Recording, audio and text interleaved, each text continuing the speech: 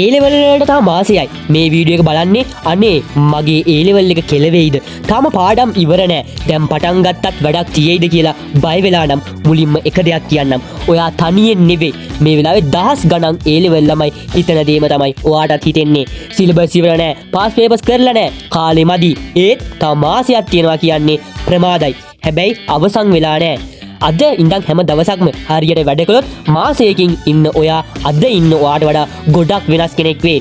මේ මාසේ තියරි කියවලා නවතින්න එපා. ප්‍රශ්න කරන්න. හැම දවසෙම රිවිෂන් කරන්න. පාස් පේපර්ස් ගන්න. පාඩම් කරන වෙලාවට ෆෝන් එක අයින් කරන්න. අත්අරින්න එපා. මතක තියාගන්න. ඒ ලෙවල් එක දිනන්නේ හැමදේම දන්න කෙනා නෙවෙයි. දන්න දේ හරියට ලියන කෙනා. Facebook නවත්තන්න, TikTok නවත්තන්න, Instagram ටික කලින් පැත්තකින් තියන්න. ඒ වෙනුවට තව මාසයක් ඔයාගේ අනාගතයට ආයෝජනය කරන්න. දවසට ඔයාලට පුළුවන් උපරිම පැය ගණන් පාඩම් ගන්න. ඔයාලට පැය 20ක්වත් එක දිගට පාඩම් කරලා නම් පාඩම් කරන්න. අද තියෙන බය විභාග දවස් වෙනකොට විශ්වාසයක් වෙන්න පුළුවන්. අවසානයේ එක දෙයක් ඒ ලෙවල් ඉවර වෙනකම්ම කිසිම දෙයක් තීරණය වෙන්නේ නැහැ. එක ප්‍රශ්නයක්, එක දවසක්, එක තීරණයක් ඔයාගේ මුළු ජීවිතේම වෙනස් කරන්න පුළුවන්. ඒ නිසා බය වෙන්න එපා. ගේමක් ගහමු. මේ මාසේ ඔයාගේ ජීවිතේ වැදගත්ම මාසය කරගන්න.